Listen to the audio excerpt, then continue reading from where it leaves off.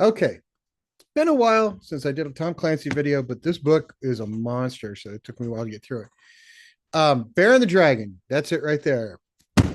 It is the 12th book in the Tom Clancy series and possibly my least favorite. If this book had been the first one he had written, I don't think I'd have ever read another one of his ever. I would have probably been like, "Oh my god, who is this guy?" With it being sort of a much later book, already had a fan base. I was one of them. Of course, I'd read it. I read it when it came out, and I just finished rereading it. And I remember why I haven't read it in a long time, and didn't really have a desire to. So, if you're keeping track, 13 books, 12 books in. This is the 12th. I have read a grand total of 8,076 pages of Tom Clancy books. 1,028 of them are in this monster right here. So this book is not for the weak of heart. It is dense. It's not great. If you wanted proof that Tom Clancy was getting help from somebody inside the government, the other books might have proved that. And by the time you get to this one, you're like, yeah, they were kind of done. They didn't need him anymore, so they left him on his own to write this one, and it fell apart. So the idea to the book is entertaining. It's published in 2000. It's set in sort of 2002, so it's written, before the events of 2001. But someone in Moscow, the idea is someone in Moscow took a shot at a former head of state, the now defunct KGB, and missed, and ended up taking out a pimp, or was there's this whole sort of 100-page thing about was the pimp the target? Was it the head of the KGB? And they go back and forth and back and forth. And I'm kind of got to the point where I'm like, I just don't care. Jack Ryan is still the president in this book, so he kind of knows the names of everyone in the situation in Moscow because he was in the CIA forever, so he of course knows them. Some of them he knows personally. Tom Clancy spends far too much time with Jack Ryan complaining about and clearly disliking being the president, despite having run for and won re-election. Because if you remember, he was sort of appointed as vice president. The president was killed. He was promoted. And then he ran for re-election, and Jack spends a lot of time in the front of the book complaining about that.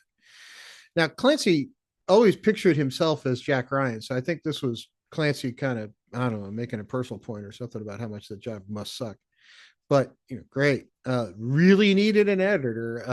This thing could have been 400 pages shorter, maybe 500 pages shorter, and been a much better book for it. He does go into the evils of politics as usual.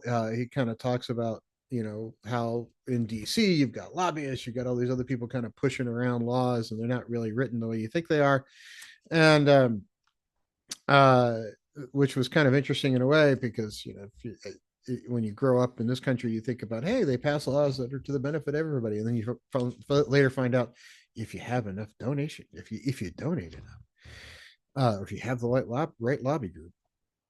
Clancy does go into a lot of detail about China's one-child policy. Um, there's a whole international incident that had almost nothing to do with the trade talks that Clancy got into, because there were some trade talks in the book about the one-child policy and what happens if you have an unapproved pregnancy that comes to term, and how do they abort that at the moment of birth. And I think he was making a abortion stance as well as a trade balance stance. I don't know what he was doing, but he had this whole subline that just took forever to develop, and by the end of it, I was like, I didn't care. I did finish the book, but there is a whole also PR war going on between Taiwan and mainland China, which mainland China and some religious groups lock horns.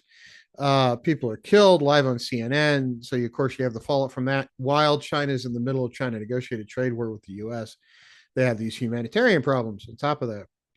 And this is where the book kind of gets good, but it's 500 pages into a 1,000-page book. So do the math, right? So you skip the first 500 pages, you could have had just a good story.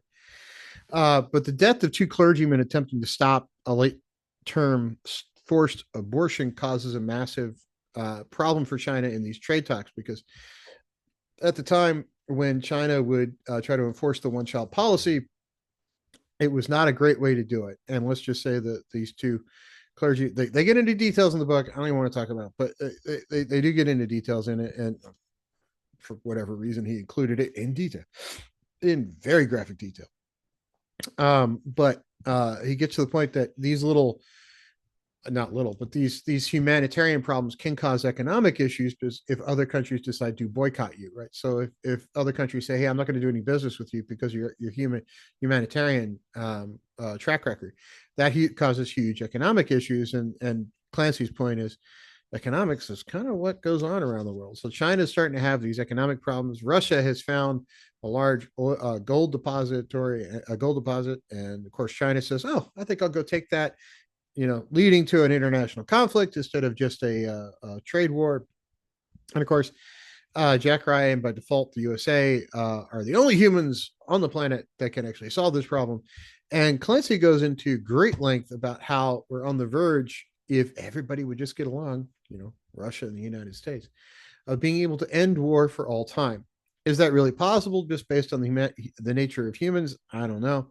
But in Clancy worlds, people always try to do the right thing. There's some people who think they're doing the right thing, but for the wrong reasons. There's other people who do it because I've got to get along with the party. I've got to be the popular kid. And then, of course, all of a sudden, when it comes right down to it, people are basically good, right? So we're all going to go along to get along. We're all going to do what we say we're going to do. And is that realistic in the world we live in? I don't know. But he does kind of try to make a point in this book. And I think the main point he was trying to make in this book was based with modern technology, modern economics, and the world we all live in. We are kind of on the verge of being able to declare war over for all time.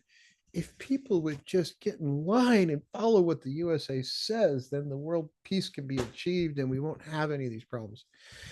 Um, this book, I think, was a turning point for Clancy also, in that if he was getting help from somewhere, it didn't happen here, or he stopped listening, or whatever the case may be. And after this, all the stories kind of take a turn. It's not really Jack Ryan anymore. It's sort of Jack Ryan Jr., right? Because the next book up is The Teeth of the Tiger, which is focused on the Jack Ryan Jr. side, as he becomes an intelligence agent and works his way up. And that is the next one to read.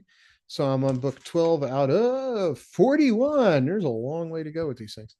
But this particular one, absolutely my least favorite. I hope that I made that clear.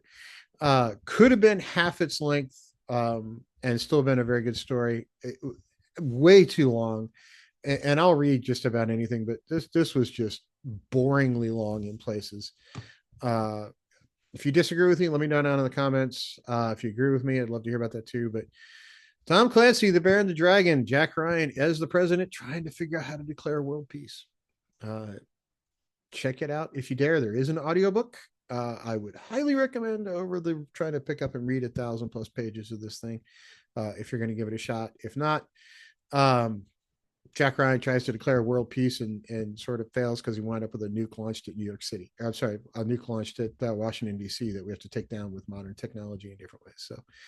So, interesting book in ways, very boring in others.